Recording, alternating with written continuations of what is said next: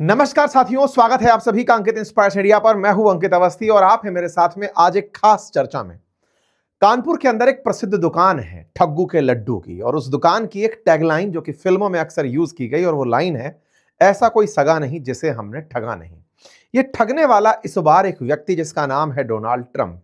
इन्होंने जिस तरह से दुनिया में इस कार्यक्रम को चालू किया कि मैं पहले तुमसे अपनी किसी बात को मनवाने के लिए टैरिफ रूपी हथियार का इस्तेमाल करूंगा, तुम नहीं माने तो तुम्हारे साथ में मैं गलत व्यवहार करूंगा, गोले फेंक दूंगा, तुम्हारे वेपन सीज कर दूंगा, ट्रेड्स खत्म कर दूंगा, तमाम प्रकार के हथकंडे अपनाऊंगा।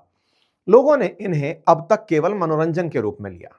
कहते हैं कि जब आप जंगल की लगी आग को देखकर खुश हों और हाथ ताप रहे हों, तो ये सोचने की आवश्यकता आपको होनी चाहिए कि कहीं ये आग जिसकी गर्मी आज आपको आनंद दे रही है, कहीं आप ही के घर को ना जला बैठे। कुछ ऐसा आज यूरोप के साथ हुआ है। आज हम जिक्र करने वाले हैं यूरोप को करनी की भरनी कैसे करनी पड़ी, या फिर यूरोप ने किस तरह से टिट फॉर टैट वाली बात को सार्थक होते देखा है। कैसे आज यूरोपियन कंट्रीज खुद अपने ही जाल में फंसते हुए, खुद बर्बाद होते हुए दुनिया को दिखाई दे रहे हैं। इसका जिक्र आज हम आपके साथ में करने जा रहे हैं। साथियों, आप सभी को ध्यान होगा कि भारत और चीन पर अमेरिका ने टैरिफ केवल इसलिए लगाए थे क्योंकि आप रूस के साथ व्यापार करते हैं। उस दौर में यूरोपियन कंट्री अमेरिका के साथ चिपक कर खड़े थे और कह रहे थे कि यूक्रेन को मारने की जो शक्ति है वो रशिया को मिलती ही इसलिए है क्योंकि चाइना और इंडिया रशिया से तेल खरीदते हैं, और इसी कारण से हमें वॉर को फ्यूल करने वाला करार दिया गया। यूरोपियन कंट्रीज ट्रंप के कंधे पर बंदूक रख करके यूक्रेन के साथ में चली जा रही थी। मैंने एक बार पहले भी आप सभी से कहा था कि इतिहास लेखन जब होगा यहां से आगे, तो सबसे ज्यादा जिसे बहुत गलत तरीके से ट्रीट किया जाएगा, जिसके बारे में जितना गंदा हो सके लिखा जा सकेगा, वो जेलेंस्की होगा। ऐसा मेरा आज का थॉट कहता है। इसके पीछे का तर्क सिर्फ इतना है कि इस व्यक्ति की हठ ने पूरे वर्ल्ड ऑर्डर को बिगाड़ कर रख दिया था। जेलेंस्की ने शुरुआत में जिस नाटो को ज्वाइन करने की हठ को रगा था, रशिया यूक्रेन युद्ध हुआ, पूरी तरह से वर्ल्ड बर्बादी के कगार पर आज जहां जाकर खड़ा हुआ है। अमेरिका को जो मौका मिला, यूरोप को जिस तरह से रशिया से अलग कराया गया, इंडिया रशिया के ट्रेड के कारण तमाम प्रकार के टैरिफ्स लगे, पूरा वर्ल्ड ऑर्डर अगर कहा जाए तो बम में आग कहां से लगी, तो एक व्यक्ति की जिद के कारण लगी। और वो व्यक्ति जब पूरी दुनिया में आग लगा दिया, उसके बाद में अपनी जिद से पीछे हट गया। आज उसकी स्थिति यह है कि वो मना कर चुका है कि मुझे नाटो नहीं जाना। खैर, उस पर कभी अलग से हम चर्चा करेंगे। फिलहाल हम वापस लौटते हैं। यूरोप की चर्चा है, तो यूरोप के साथ आज ट्रंप ने जो किया उससे पहले थोड़ी भूमिका बन जाए, और भूमिका ये कि यूक्रेन को रशिया इसलिए मार रहा है क्योंकि इंडिया और चाइना रशिया से तेल खरीदते हैं, जिसके बदले उसे पैसा मिलता है, और उस पैसे से वो यूक्रेन के ऊपर बम बनाकर फेंकता है। ठीक है साहब। ट्रंप ने यूरोपियन देशों की मंशा को माना और कहा कि तुम कहते हो तो चलो हम इन पर टैरिफ लगाते हैं। हुआ। यूरोपियन देशों ने तालियां बजाई। बिल्कुल जिस तरह से चीयर लीडर्स होते हैं, ये सब एकजुट भेड़ बकरी की तरह इकट्ठे हो जाते हैं ट्रंप के पीछे खड़े होकर के कि वाह ट्रंप, आपने तो हमारी बात रख ली। चलो आगे चलते हैं। ट्रंप ने मादुरो को उठा लिया। सब एक साथ ताली बजाने लगे कि वाह सर, आपने तो गजब ही कर दिया। वर्ल्ड ऑर्डर के लिए बहुत जरूरी था, तेल के भंडारों पर ऐसे व्यक्ति का कंट्रोल बिल्कुल नहीं होना चाहिए जो अमेरिका हितैषी विरोधी हो या फिर जो तानाशाही रखता हो। असल मायने में ये कब खुद तानाशाही की तारीफ करने लग गए थे, इन्हें भी नहीं पता चला था। इसी तरह से हाल ही में इन्होंने क्यूबा के खेल किया। क्यूबा की कहानी सुनाऊंगा मैं आपको, इसके ऊपर जल्दी एक सेशन लेकर आ रहा हूं, क्योंकि ट्रंप का अगला निशाना क्यूबा है और वो हम आपको बताएंगे। कनाडा और क्यूबा लाइन से लगे हुए हैं। अब पूरा सिंक्रोनाइज तरीके से, कल हमने आपको कनाडा की कहानी बताई थी, अब क्यूबा की कहानी पर लेके चलूंगा जल्दी ही, उस पर हम आएंगे। लेकिन उसके साथ साथ थोड़े समय पहले ही आप लोगों ने ईरान के अंदर हो रही उठापटक की खबर को ढंग से सुना था।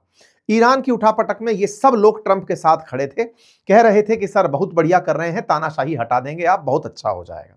इनका दिमाग चलता रहा। ट्रंप ने देख लिया कि केवल और केवल चीयर लीडर्स हैं, केवल मेरे शॉट लगने पर तालियां बजाते हैं, इनका खुद का कोई अस्तित्व नहीं है, ये सब मेरे पीछे खड़े हैं। ट्रंप ने पलट करके उन्हीं के ऊपर झपट्टा मार दिया, और झपट्टे में इन्होंने अपनी तरफ से आज जो खेल किया है वो गजब है। और खेल ये कि ग्रीनलैंड लेने की इनकी जो मंशा है, उसमें इन्होंने कहा कि ग्रीनलैंड में अमेरिका के सामने जो दखल करेगा उसको 10% टैरिफ देना होगा। इंटरेस्टिंग है, नाटो सहायक जो देश हैं, उन सभी 8 देश जिन्होंने सेना की प्रैक्टिस के लिए, अभ्यास के लिए ग्रीनलैंड में अपनी फोर्सेस भेजी हैं, उन सभी पर 10% टैरिफ का अनाउंसमेंट हो गया है। 1 फरवरी से यूरोप के, नाटो के, इसके सहयोगी अमेरिका सहयोगियों के ऊपर 1 फरवरी से 10% टैरिफ और जून से 25% टैरिफ का अनाउंसमेंट हो चुका है। ये तो खैर वैसा ही हुआ जैसा ये डिजर्व करते थे, लेकिन हमारे लिए तो ये जरूरी है कि कभी ना कभी तो इन यूरोपियन देशों की टूटी हुई रीढ़ की हड्डी में बचा हुआ थोड़ा सा भी दम अमेरिका के सामने खड़ा होने का साहस करेगा, और वो हुआ भी। ये सब जो चील कबूतर देखते हुए आपको यूरोपियन लीडर दिख रहे हैं, इनके अंदर थोड़ी सी जो बची हुई हड्डी की ताकत थी वो खड़ी होती है, और ये तुरंत प्रभाव से निकल कर आते हैं और कहते हैं कि दिस इज अनएक्सेप्टेबल। अगर आप हमें टैरिफ से डरा रहे हैं, दिस इज अनएक्सेप्टेबल। चलो फाइनली किसी के अंदर तो इतना बूता हुआ कि वो अमेरिका के टैरिफ के ऊपर अनएक्सेप्टेबल कह पाया, और एक नहीं, एक साथ यूरोप के 8 देश निकल कर आए और उन्होंने साफ कहा कि डोनाल्ड ट्रंप, आप अगर टैरिफ से हमें धमका रहे हैं तो हम नहीं धमकने वाले, और हां, ग्रीनलैंड की संप्रभुता के लिए, सॉवरेनिटी के लिए हम अब आपके सामने खड़े होंगे। ये जो स्थिति बनकर आई है, इसका इंतजार बहुत समय से हो रहा था। पहले रीढ़ की हड्डी रूस में तलाशी जा रही थी कि वेनेजुएला के संकट के बाद रशिया वालों तुम वेनेजुएला के लिए आकर खड़े होंगे, नहीं हो पाए। ईरान के लिए तलाशी जा रही थी चाइना से कि भैया तुम $400 बिलियन की डील कर कर बैठे हो। आज ईरान के अंदर सत्ता परिवर्तन के लिए वो तुम्हें याद कर रहा है कि आओ और हमें बचाओ, तुम निकल कर नहीं आए। अब तीसरी जात जो निकल कर आ रही है वो इसके लिए कि ग्रीनलैंड के लिए तो कम से कम यूरोपियन देशों निकल कर आओ। इनकी मजाक बनना शुरू हुई थी जब इन्होंने चंद मुट्ठी भर सैनिक भेजे, कहते हुए कि डेनमार्क की रिक्वेस्ट पर भेज रहे हैं। ये तो मजाक खेल रहे थे, ट्रंप ने सीरियसली लेते हुए इनको भी 10% टैरिफ से जब टिका दिया तो इनके अंदर का बचा हुआ स्वाभिमान बाहर निकल कर आया कि अरे ये तो हमारे साथ बेइज्जती हो गई, और बेइज्जती हो गई है तो अब तो हम इसके खिलाफ नहीं बोले तो लोग इतिहास में ये भूल भी जाएंगे कि कभी विश्व की ताकत ब्रिटेन और फ्रांस हुआ करते थे। इन सब के अंदर की निकली हड्डी वापस बाहर आई। ईयू के एम्बेसडर्स मिले और सबने मिलकर के एकजुट होकर के ट्रंप के खिलाफ मोर्चा खोल दिया कि आप अगर टैरिफ खेलना चाहते हो तो अब डेनमार्क की सुरक्षा और ग्रीनलैंड की सुरक्षा के लिए सब साथ खड़े हैं। आइए इस पूरी साथ की गणित को एक कल से लेकर आज तक में जो घटा है वो मैं आपके सामने लिए चलता हूं। ये है ग्रीनलैंड के अंदर वो ग्रीनलैंडर्स जो प्रदर्शन कर रहे हैं इस बात का अमेरिका के सामने, अमेरिका के जो सैन्य ठिकाने हैं उनके सामने, कि ग्रीनलैंड बिकाऊ नहीं है, ये हमारा क्षेत्र है। ग्रीनलैंड के अंदर लोग रहते हैं, ये तस्वीरों से आज आपको दिख जाएगा, और शायद ये जो जनता यहां पर दिख रही है ये लगभग 1/4 आबादी है ग्रीनलैंड के लोगों की, जो यूएस के जो सैन्य ठिकाने हैं उनके बाहर प्रदर्शन कर रही है। खुद प्रधानमंत्री जो ग्रीनलैंड के हैं वो निकलकर यहां प्रदर्शन कर रहे हैं। हमने ग्रीनलैंड पर अपडेटेड जानकारियां लगातार आपको हमारे एक और अन्य यूट्यूब चैनल अपनी पाठशाला पर दी है। सामान्यतया ऐसा होता है कि जब घटनाएं बन रही होती हैं, पक रही होती हैं, बहुत ही नेसेंट फेज में होती हैं, तो उन्हें मैं अपनी पाठशाला पर लेकर चल रहा होता हूं, और जब वो बहुत बड़ी बन जाती हैं उन्हें मैं फिर आपके सामने अंकित इंस्पायर इंडिया पर ले आता हूं। तो अगर समय मिले तो आप उस चैनल को सब्सक्राइब कर सकते हैं, क्योंकि उसके अंदर जो भी धीरे धीरे परिपक्वता की तरफ घटनाएं घटित हो रही होती हैं। वेनेजुएला भी लंबे समय से हम कवर करते आ रहे थे, जब घटित हुआ तब यहां लेकर आए। ऐसे ही ग्रीनलैंड भी वहां पर लंबे समय से लेते आ रहे थे, अब जब कुछ बना है मसालेदार चीज तो हम यहां पर आपके सामने लेकर आए। ये प्रधानमंत्री हैं, इनके बारे में मैं बता चुका हूं। ग्रीनलैंड एक ऑटोनोमस क्षेत्र की तरह बिहेव करता है, किंगडम ऑफ डेनमार्क के अधीन, जिसने इन्होंने कह रखा है कि डेनमार्क हमारे फेट को डिसाइड करेगा, लेकिन इन जनता की जो सामान्य जरूरतें हैं एक राज्य के मुख्यमंत्री की तरह ग्रीनलैंड के अंदर वो प्रधानमंत्री करता है। ठीक है साहब, यहां पर आपको ये दिखाई दे रहे हैं जनता को पूरी तरह से भाषण देते हुए ग्रीनलैंड की राजधानी न्यूक के अंदर सब भीड़ के अंदर लेकर खड़े और ट्रंप का विरोध करने जुटे हुए हैं। ये जो आबादी आप यहां पर देख रहे हैं ये ग्रीनलैंड की कुल आबादी का 1/4 है जो इस समय सड़कों पर प्रदर्शन करने के लिए आया हुआ है, और ये पूरी तरह से जो अमेरिकन कॉन्सुलेट है ग्रीनलैंड के अंदर वहां पर प्रदर्शन कर रहा है। यहां पर आप भीड़ तस्वीरों में देख सकते हैं, और ग्रीनलैंड में बसावट है इसे भी आप देख सकते हैं कि किस तरह से यहां पर लोग रहते हैं। चारों तरफ बर्फ है और उस बर्फ पर भी जाकर लोग रह रहे हैं। और तो और यहां पर प्रोटेस्ट करने वालों में एक बच्चा भी प्रोटेस्ट करने आया जो अपने जीवन का फर्स्ट प्रोटेस्ट कर रहा था। जितनी आबादी फिलहाल के लिए आपको यहां दिख रही है ये ग्रीनलैंड की कुल आबादी का 1/4 है। आंकड़ों के अनुसार 57,000 लोग ही यहां पर निवास करते हैं, और उनमें से अगर 15,000 के आसपास भी लोग यहां पर एकत्रित हुए हैं तो यह बड़ा नंबर कंसीडर किया जा रहा है। ऐसी स्थिति में इन प्रदर्शनकारियों का यूएस कॉन्सुलेट के बाहर प्रदर्शन केवल इस बात के लिए हो रहा है कि ग्रीनलैंड बिकाऊ नहीं है, हम आपके साथ नहीं जाना चाहते डोनाल्ड ट्रंप, हम डेनमार्क के साथ हैं। अब डेनमार्क ने क्या किया? डेनमार्क ने भी ठीक इसी तरह से कोपेनहेगन जो राजधानी है वहां पर लोग खड़े हुए और उन्होंने प्रदर्शन किया। पिछले सेशन में मैंने बताया था कि बड़ी मात्रा में बुजुर्ग आबादी आकर बाहर आई थी प्रदर्शन करने। अब थोड़ी यंग आबादी बाहर निकलकर आई डेनमार्क में यह दिखाने के लिए कि हम अमेरिका के खिलाफ हैं, डेनमार्क के साथ हैं, ग्रीनलैंड बिकाऊ नहीं है। इस तरह से कहते हुए बड़ी आबादी यहां पर जुटी और इन्होंने अमेरिकी एम्बेसी और बाजार के मेजर केंद्रों के सामने आकर के प्रदर्शन किया, दुनिया में यह बताने के लिए कि डेनमार्क खत्म नहीं हो गया है, डेनमार्क में भी लोग रहते हैं, लोग जान ले कि डेनिश पीपल्स भी कभी कुछ किया करते थे, कुछ उस तरह से लोग। हालांकि ये भी वो लोग हैं यूरोप के जो कभी ना कभी अपनी नाव लेकर के दुनिया में किसी देश पर राज किए होंगे। आज इनकी स्थिति ऐसी है कि जब ये पैसा कमाकर आराम की मुद्रा में पहुंचे तो इन्होंने जिस चौकीदार को बिठाया था ग्रीनलैंड पर कि बेटा तुम हमारे फार्म हाउस की रक्षा करना, उसने वो फार्म हाउस ही अपने नाम कर लिया। बिल्कुल उस तरह से आज ग्रीनलैंड के साथ हुआ है। अक्सर अमीरों के साथ बड़ा दिक्कत यही होता है, अमीर लोग थोड़े कम रह जाते हैं संख्या में, और अक्सर आप देखिएगा तो जो प्रॉपर्टी के जितने भी मामले आप सुनेंगे तो जो भ्रष्टाचार के पैसे से खरीदा हुआ सामान होता है, इतनी सारी जमीन जायदाद खरीद करके गांव देहात में लोग रख लेते हैं, करप्ट अधिकारी हो, राजनेता हो, तमाम प्रकार के जो लोग हैं, फिर जाकर किसी ना किसी को वहां पर बिठाते हैं। बाद में अधिकारी अपने पत्तों में तो कहीं रख नहीं पाता है और उसके मरने के बाद वो जगह उसी की हो जाती है। आज डेनमार्क के हालात भी ऐसे हैं, कभी इन्होंने दुनिया पर राज करके ग्रीनलैंड जैसी जगह पर जहां पर इंसान का निवास नहीं था उस पूरे आइलैंड पर कब्जा कर लिया था। आज उस जगह पर इन्होंने जो चौकीदार बिठाया था वो अमेरिका था, वो जाकर के सेकेंड वर्ल्ड वॉर के समय ही अपनी दुकान जमा दिया था कि सुनो ये जगह बहुत कीमती है, रशिया वाले इसी क्षेत्र से आकर हमला करेंगे, वर्ल्ड वॉर 2 के अंदर इसकी काफी ज्यादा इंपॉर्टेंस रहेगी। उस जगह पर तब से बैठा अमेरिका इनकी सबकी बढ़िया से कमजोरी समझ गया कि सुनो तुम हमारे बिना कुछ नहीं हो। इंटरेस्टिंग है, सीवर्ड जिसके बारे में हम बात करते हैं, जिसने अलास्का कभी रशिया से खरीदा था, उस व्यक्ति ने पहले भी ग्रीनलैंड खरीदने के लिए डेनमार्क से कहा था कि यार इसे अमेरिका को दे दो। ट्रंप यही बोल रहे हैं कि पिछले 150 साल से हम डेनमार्क से ग्रीनलैंड मांग रहे हैं, ये लोग दे नहीं रहे हैं, अब हमको कुछ ना कुछ करके ग्रीनलैंड लेना होगा। बहुत हुआ, हम ही चौकीदारी कर रहे हैं तब से, अब हम तुम्हारी ताकत भी देख लिए साहब, तुम्हारे पास कुछ नहीं है, हम इसको लेंगे। खैर पड़ोसी आकर के कह रहे हैं कि नहीं बचाओ भाई इसकी टेरिटरी को, अदरवाइज हमारी बहुत सी टेरिटरी अमेरिका जाकर गबन कर लेगा। इस चक्कर में यूरोप के सारे देश लदे फिर रहे हैं।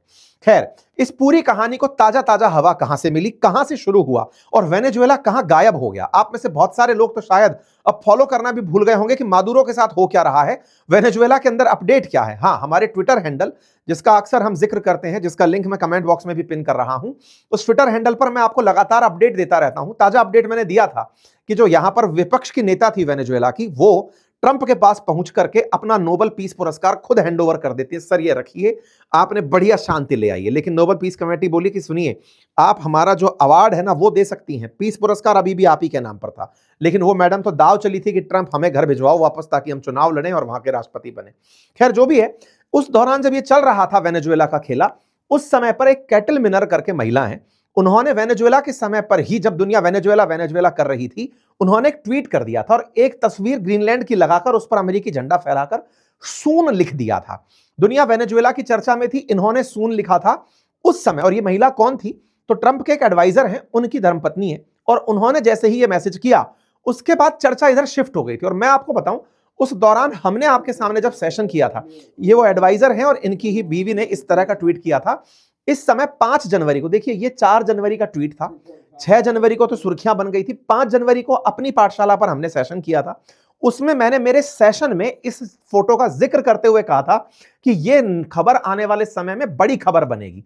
हमने इस खबर का जिक्र जब किया था, ये हमारा ऑडियो क्लिप है, और उसमें मैंने आपसे ये कहा था कि ये आने वाले समय में इस जगह को अगला टारगेट बनाएंगे। ये मेरे सेशन का अंदर का फुटेज है जो मैंने आप लोगों के सामने जस्ट एन एविडेंस रखा है कि ये खबर पकना कहां से शुरू हुई। और उसके बाद में ट्रंप ग्रीनलैंड के ऊपर पूरी तरह फोकस हो गए। आज की स्थिति में आपको बताऊं तो इस समय पर ये जो महिला है, इनके जो ट्वीट की रीच है ना, ये मिलियंस में पहुंच चुकी है। और लोग इसी घटना को, क्योंकि इनके पति के इंटरव्यू को लिया जा रहा है कह करके कि साहब आपने तो फिर से ट्रंप को याद दिला दिया था, वो वेनेजुएला में बिजी थे, आपने उनको याद दिला दिया। ट्रंप बोले कि 20 दिन में मैं खेला कर दूंगा। तो टेक्निकली आज आप 18 तारीख में हैं, 4 तारीख को मैसेज आया है, उसके बाद 24 तारीख का इंतजार है। टेक्निकली ट्रंप की बातों को भी सही मान लिया जाए तो शायद 5-7 दिन की बात और है, ग्रीनलैंड पर अमेरिकी झंडा फहराने की तैयारी है। लेकिन इस बीच में यूरोपियंस को याद आया कि हम ताली बजाने गए थे वेनेजुएला के लिए, ये तो हमारे घर में आदमी आ गया है। ऐसे में इसको बचाने के लिए ब्रिटेन, फ्रांस, जर्मनी सब साथ आए। ये भी अपनी पाठशाला का सेशन है, मैंने उस पर 2 दिन बाद ये किया था। जो हमारे साथी वहां जुड़े हुए हैं उन्हें ये जानकारी होगी। अंकित इंस्पायर इंडिया पर ग्रीनलैंड हमने काफी दिनों से डिस्कस नहीं किया है। एनीवे, फिर भी मैं आपको अपडेट देता चल रहा हूं। उसके बाद ये होता है कि जैसे ही ये खबर बाहर आती है, ये सब लोग एक साथ निकल कर आते हैं और कहते हैं कि यार सुनो, ग्रीनलैंड खुद नाटो का हिस्सा है, डेनमार्क नाटो का हिस्सा है, यूरोप पूरा की पूरा नाटो के अंदर मेजरली एग्री है। 32 देश हैं जिन्होंने कस्में खाई हैं कि हम पर अगर कोई हमला होगा सब मिलकर उसके खिलाफ लड़ेंगे, लेकिन हमारा ही कोई साथी हमें खाने आ जाएगा तो उसका हम क्या करेंगे। तो ऐसे में ये सब लोग इकट्ठा होना शुरू होते हैं और बार बार ट्रंप को याद दिलाते हैं कि सर देखिए, आपसे तो आपको चिंता किस बात की है कि चाइना और रशिया आकर डेनमार्क खा जाएगा या फिर ग्रीनलैंड पर कब्जा कर लेगा। सर हम तो सब नाटो कंट्री है ना, हम एकजुट होकर चलते हैं ना उसकी हिफाजत करने। कौन आ रहा है जरा बताइए। 150 साल से आप कह रहे हैं कि ग्रीनलैंड पर रशिया चाइना आ जाएंगे, रशिया चाइना आ जाएंगे, कहां से कोई आया? और अभी भी आपको डर लगता है तो हम चलते हैं ना पूरी फोर्सेस लेकर ग्रीनलैंड पर, आने देते हैं, देखिए कौन आता है, हम सुरक्षा करेंगे। नाटो के नाम पर सुरक्षा करने ग्रीनलैंड चलते हैं, क्यों आप हमसे इसे छीनने की बात कर रहे हैं? ये सब एकजुट होकर आते हैं। ट्रंप को यह बात मैनेज नहीं होती है। ट्रंप कहते हैं कि सुनो बहुत हुआ, अगर कोई भी कंट्री मुझे ग्रीनलैंड लेने में बाधा पैदा करेगा, मैंने एक नया हथियार ढूंढ लिया जिसका नाम है टैरिफ, मैं टैरिफ लगा दूंगा। ये परसों ये बात बोलते हैं, ये बेचारे अवाक रह जाते हैं कि हैं हम पर भी टैरिफ लगा दोगे, हम तो आपके हर समय साथ थे। ये वो वाली बात है कि भाई भस्मासुर बना दिया है तुमने उसको। अब ऐसे में यहां पर यह आदमी सबकी सब परेशान कि हम लोग तो साथ आए थे यूक्रेन में, हम लोग साथ आए मादुरो के केस में, भारत के केस में, चाइना के केस में, हर बार तो हम आकर ट्रंप तुम्हारे साथ खड़े रहे, तुम हम पर ही लपेट दिए। तो भाई साहब इन सबको बहुत बुरा लगा। इसके चलते फिर हमने एक सेशन 15 जनवरी को आपके सामने अपनी पाठशाला पर किया था, जिसमें यह जानकारी दी थी कि इन्होंने अपनी फोर्सेस भेज दी थी ग्रीनलैंड के अंदर, इन यूरोपियन देशों ने। और जब यूरोपियन देशों ने यहां पर फोर्सेस भेजी, यह भी अपडेट मैंने आपको दिया था। फोर्सेस भेजने की ये तस्वीरें हैं जिसमें यूरोप के देश यहां पर डेनमार्क के कहने पर तस्वीर फोटो वो भेज रहे हैं, सेना भेज रहे हैं। देखिए ये सब लोग क्या कर रहे हैं, बार बार ट्वीट इस तरह से डाला ताकि ट्रंप की निगाहों से हम बचे रहें। मैक्रोन कह रहे हैं कि डेनमार्क के कहने पर हमने अपनी फोर्सेस को आर्कटिक क्षेत्र में रिहर्सल करने भेजा है। ठीक है, जर्मनी, जितने भी देश थे, नॉर्वे, सब ने एक ही लाइन बोली, डेनमार्क के कहने पर हम फोर्सेस भेज रहे हैं। इनने सब ने फोर्सेस भेजी। फोर्सेस यहां पर गई शुरुआत में तो यह दिखाने के लिए कि हम तो केवल अभ्यास करने जा रहे हैं ग्रीनलैंड में अगर युद्ध की स्थिति बनती है। अमेरिका से नहीं, ग्रीनलैंड को अमेरिका ने कह रखा है कि ग्रीनलैंड में फ्रांस, उसका रूस का और चाइना का संकट है, तो ऐसे में अगर संकट आता है तो उससे बचा कैसे जाएगा, उसका अभ्यास करने के लिए हम आए हैं। यहां पर सैनिक दिखाई देने शुरू होते हैं। ट्रंप को लगता है बेटा मेरी बिल्ली मुझको ही म्याऊ, मेरे साथ रहकर मेरे कारण से सुरक्षा पाने वाले तुम लोग, नाटो के पैसे पर सुरक्षा पाने वाले लोग आज मेरे खिलाफ अभ्यास करने आ गए हो। तुमको मैं जानता हूं, तुम रूस और चाइना के डर के लिए यहां नहीं आए हो, तुमको डर है कि अमेरिका यहां पे ना आ जाए, और तुम हो तो सभी सब लकड़ बग गए ना, तुम भी तो मीट लूटने आए हो, तुम भी तो चाहते हो ग्रीनलैंड का कुछ हिस्सा हमें भी मिले। भाई साहब ट्रंप इस बात से खिसिया गए कि अच्छा बेटा। इधर यहां पर युद्ध की रणनीति बनाते हुए कुछ तस्वीरें बाहर आ जाती हैं। यहां पर बैठ करके मेजर जनरल, जिन्होंने कभी अफगानिस्तान में अमेरिका के साथ मिलकर, डेनमार्क का मेजर जनरल जो जाकर अफगानिस्तान में अमेरिकी सेना के साथ में जाकर युद्ध लड़ा था तालिबान के खिलाफ, वो यहां पर सेना लेकर पहुंचा है। उसी के नेतृत्व में सारा अभ्यास चल रहा है। जब उसके नेतृत्व में सारा अभ्यास चल रहा है, मेजर जनरल सोरेन एंडरसन है, इनसे पूछा गया कि क्या आप अमेरिका के खिलाफ लड़ेंगे। इन्होंने कहा देखिए हम राजनीतिक बयानबाजी से दूर हैं और ये हाइपोथेटिकल सिचुएशन है फिलहाल के लिए तो, लेकिन हाँ हमारा काम दिया गया है कि हम अभ्यास करें, हम अभ्यास करने आ गए। युद्ध किससे लड़ना है नहीं पता, इसको तो पता है ये आदमी युद्ध अब भी नहीं लड़ेगा, बड़ा स्मार्ट आदमी है। युद्ध अभी तक के काल में वास्तव में पीस पुरस्कार के नाम पर युद्ध नहीं लड़ रहा है, ये आदमी स्मार्ट गेम खेल रहा है। मादुरो को उठाकर ले आया, ईरान में बॉम्बर B2 बॉम्बर फेंककर बम फेंकाया, जहां जाना होता है वहां पर जाकर के काम करके चला आ रहा है। युद्ध खुद के हाथ से शुरू नहीं कर रहा है। गाजा के केस में बेचकर चला आया गाजा को, इजराइल को धप्पा बोल दिया है, उसका भी सेशन लाएंगे हम कल। उसमें भी इजराइल के साथ खेला कर दिया इस आदमी ने। वहां पर एग्जीक्यूटिव बोर्ड में शामिल होने के लिए देशों से कहा है कि $1 बिलियन दोगे तो हम तुमको साथ में लाएंगे। गाजा का तो इसने जो हालत मचाया, मतलब ये आदमी एक नंबर का नेगोशिएटर बनकर आया भाई।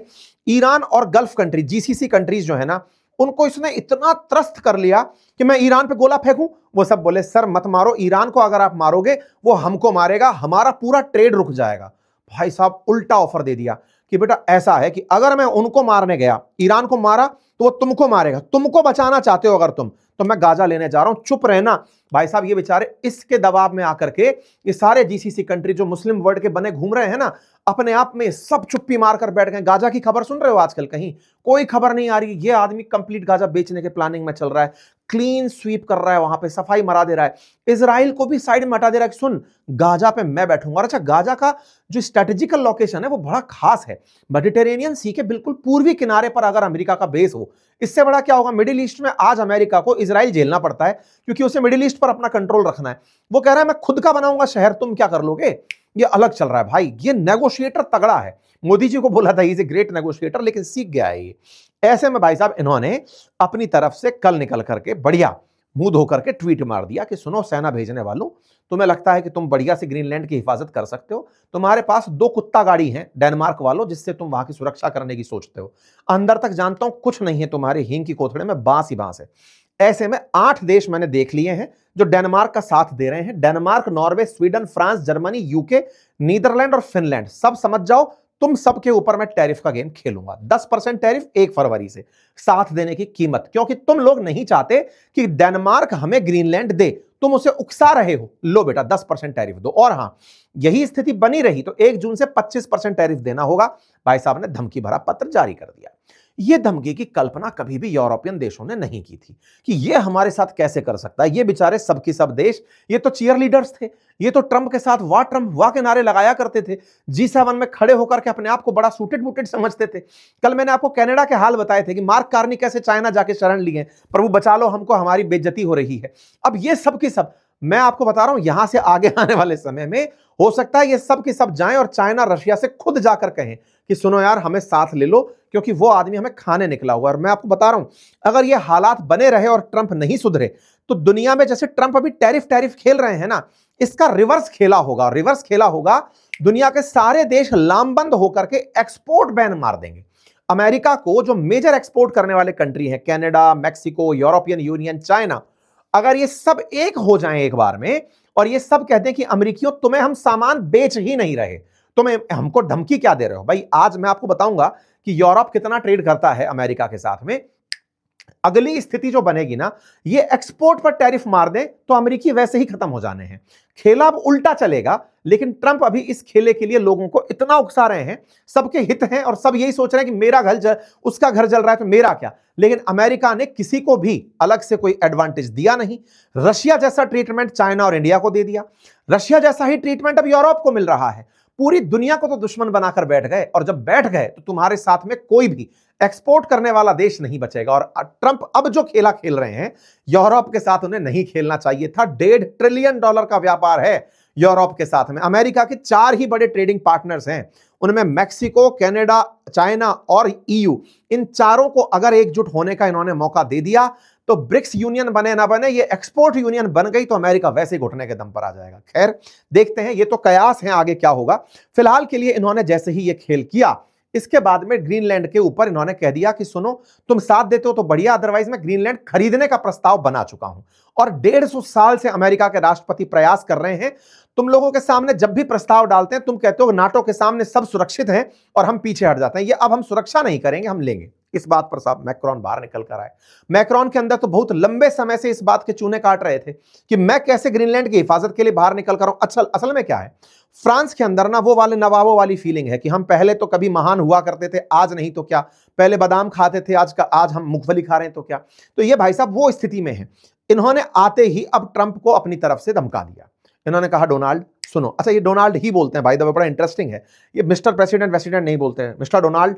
ये बिल्कुल उस अंदाज में एकदम कूल डूड आदमी है। अच्छा मैक्रोन जो है वो बोलते हैं कि सुनो भाई बात ऐसी है, तुम्हें अगर टैरिफ खेलना है खेल लो, हम आपके टैरिफ से नहीं डरते। Tariff threats are unacceptable and have no place in this context. तुम्हारी टैरिफ थ्रेट्स का हम पर कोई मतलब नहीं है।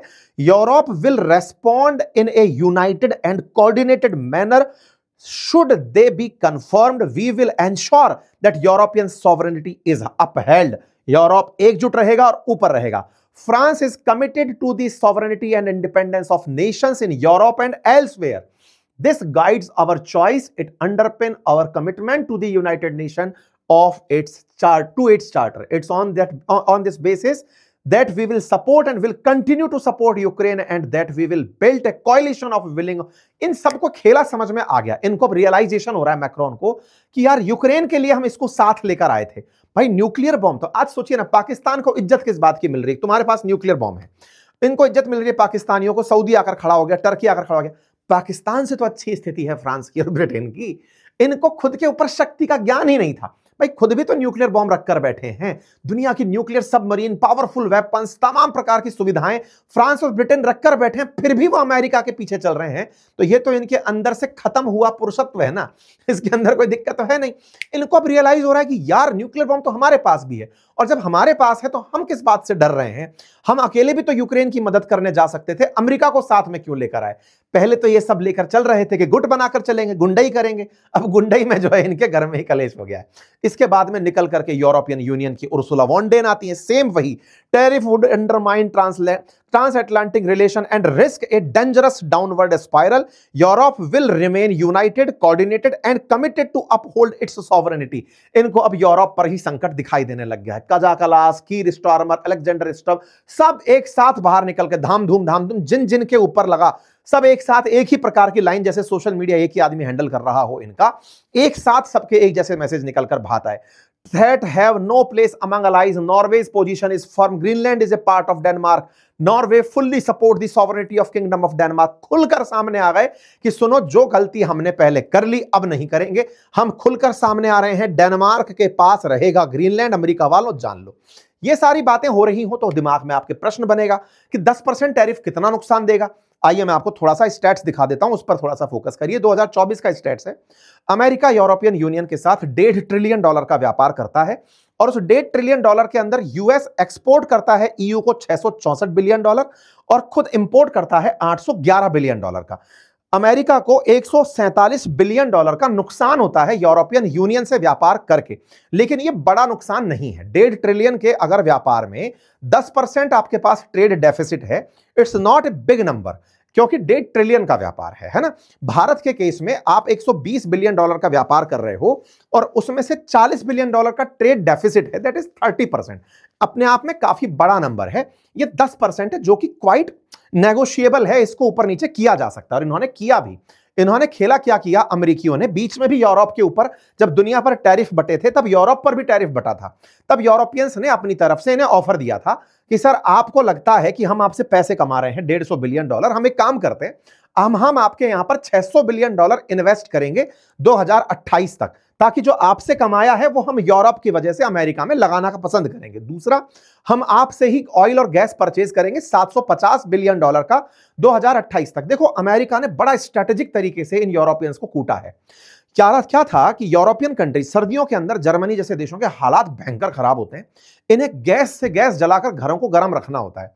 रशिया से इन लोगों ने बाकायदा एक नॉर्ड स्ट्रीम गैस पाइपलाइन डलवाई थी, बढ़िया चल करके वो आती थी और उससे ही अपने घरों में गैस बांटते थे और बढ़िया गर्म रहते थे।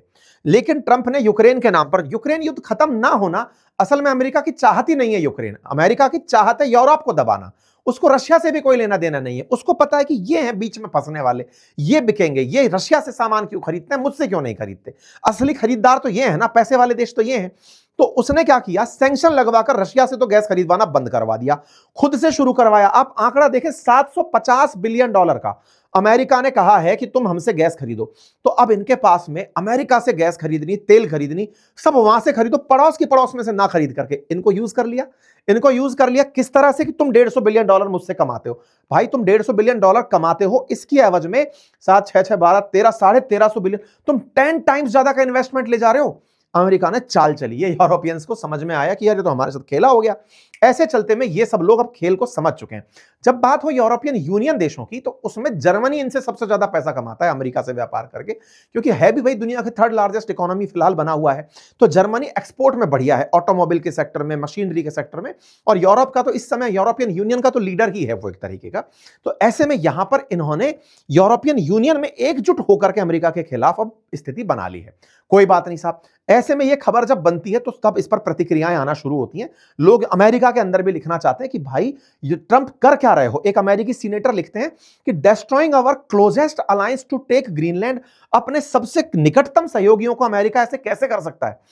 पूरी तरह से there is no credible reason to threaten to take Greenland. ये अमेरिका के अंदर न्यूज चलना शुरू होती है कि भाई इससे केवल और केवल पुतिन को फायदा हो रहा होगा, वो खुश हो रहे होंगे। आज तो इस खबर को सुनने के बाद इंडिया में बैठे लोगों को फायदा हो रहा होगा, खुशी हो रही होगी कि इंडिया ने जो स्टैंड लिया ना वो बहुत बढ़िया स्टैंड था, क्योंकि इस व्यक्ति के सामने अगर कुछ भी बोलते तो हम अपना नुकसान कराते। शांत रहे, अपने आप जल रहा है खुद की आग में।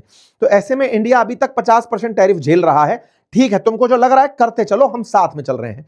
ऐसे में पुतिन केवल सेलिब्रेट कर रहे हैं क्योंकि उन्हें पता था कि ये आग एक दिन इन लोगों को खुद जलाएगी, और वो जल रहे हैं। इस बीच में सबका अपना अपना, लेकिन वही है, ट्रंप के दीवाने कुछ और भी तो हैं।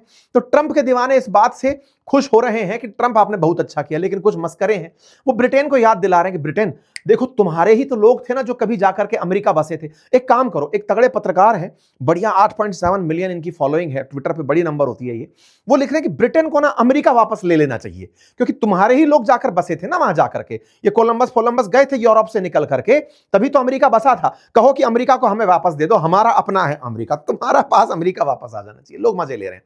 अब इस बीच में एक और न्यूज निकल कर आती है कि यार ऐसा क्यों नहीं करते। आज अमेरिका के ऊपर लगभग $7 ट्रिलियन का डेट है। चाइना का, जापान का, यूरोपियन यूनियन देशों का, इंडिया का कर्ज में है अमेरिका। क्यों ना ये सब लोग एक बार में पैसा मांग लेते हैं अमेरिका से। तमाम प्रकार की स्कीम चल रही है, हालांकि इस पर एक डिटेल सेशन कभी बाद में करेंगे। ये डॉलर सुप्रीमेसी के तहत होने वाला खेल है। ये केवल एक फेक नंबर कहा जा सकता है, मतलब फेक से ज्यादा ये केवल एक नंबर गणित है जिसको समझा के आप कंफ्यूज हो सकते हैं। अदरवाइज अमेरिका ने बड़ा प्लानिंग के साथ इन सबसे पैसा अपने पास रखवाया हुआ है। मैंने आपको पहले भी बताया था, ब्रेटन वुड सिस्टम के तहत इन्होंने ये खेला रचा था। खैर, फिलहाल के लिए सब तरह की बातें चल रही हैं। इस बीच में ग्रीनलैंड में एक सर्वे होता है कि ग्रीनलैंड वालों तुम बताओ तुम क्या चाहते हो। तो ग्रीनलैंड के अंदर मेजॉरिटी 85% पीपल ऐसे हैं जो डेनमार्क के साथ रहना चाहते हैं। उनका कहना है कि नहीं, हम अपनी स्वतंत्रता से खुश हैं, हमें अमेरिका के साथ नहीं जाना और हम ऐसे ही रहना चाहते हैं। इस बीच में अमेरिकी सांसद, रिपब्लिकन्स और डेमोक्रेट्स, बड़ा इंटरेस्टिंग है ये चीज। आप सोचिए कि वैसे तो सब ये खिलाफत करते हैं डेमोक्रेट्स अमेरिका के अंदर रिपब्लिकन्स की, लेकिन यहां सब मिलकर के 11 सांसदों की एक टोली ग्रीनलैंड पहुंचती है लोगों से फीडबैक लेने की, तुम लोग चाहते क्या हो, तुम अमेरिका के साथ आना चाहते हो, अमेरिका के साथ रहोगे तो सोचो कितनी बड़ी बात होगी, तुम्हारे साथ में इतनी सुरक्षा जोड़ी होगी, तुम अमेरिका का हिस्सा होगे। ये लोग वहां पर पहुंचते हैं। इधर ईयू के लोगों का कहना है कि अगर ये हाल बचा रहा तो हमारी हालत खराब हो जाएगी। लोगों के अंदर मीम्स चल रही हैं, अमेरिका में काफी सारे लोग खुश होकर के ट्रंप को बिल्कुल पेंगुइन बनाए घुमा रहे हैं कि भाई ये तो पूरा ग्रीनलैंड निकल लिए हैं, कि चलो अब ग्रीनलैंड का ये हिस्सा हमारा होगा। पूरी तरह से ये मार्को रूबियो और ये सब निकले हुए हैं, और इधर की तरफ यूरोपियन यूनियन के लोग फर्जी सैनिक बना बनाकर टोपी पहना करके मजे ले रहे हैं। ट्रंप जो है वो इस समय दुनिया में से ग्रीनलैंड लेने की चाहत में बच्चे की तरह रूठे पड़े।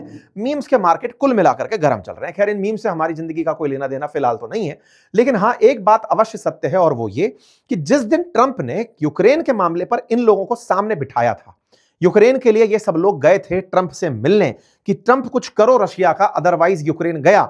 उसी समय पर यह तय हो गया था कि अगर दो बिल्लियां बंदरों को अपने हाथ का फैसला दे देंगी, झगड़े का अगर फैसला बंदर के हाथ में दे देंगी, तो बंदर दोनों रोटियां खाएगा। यहां पर यही हुआ।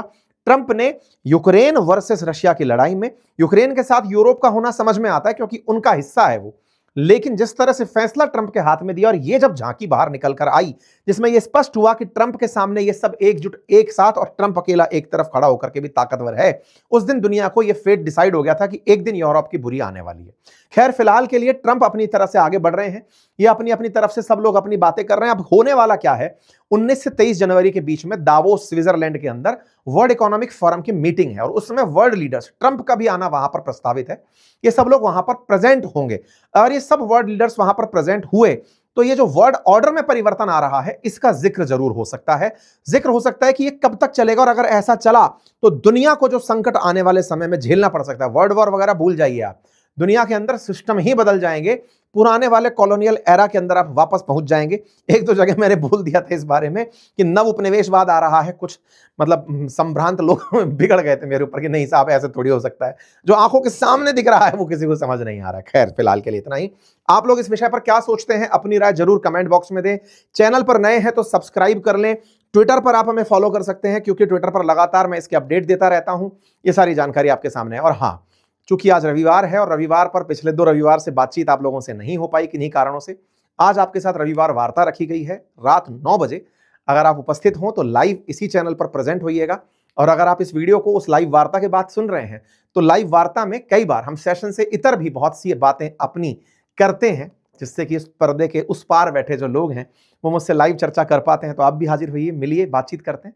Thank you so much. और हाँ, चैनल को सब्सक्राइब करिए, बाकी हमारे कोर्सेज अपनी पाठशाला और बातें बाजार की पर जाकर चेक करिए। बेहतरीन कंटेंट, काफी इंटरेक्टिव तरीके से मैंने दोनों ही जगह पर पढ़ाया हुआ है, आप उन्हें देख सकते हैं। अगर आप म्यूचुअल फंड की बहुत अच्छी समझ चाहते हैं, स्टॉक मार्केट पर अपनी समझ विकसित करना चाहते हैं, तो आप बातें बाजार के एप्लीकेशन को जरूर देखें। धन्यवाद।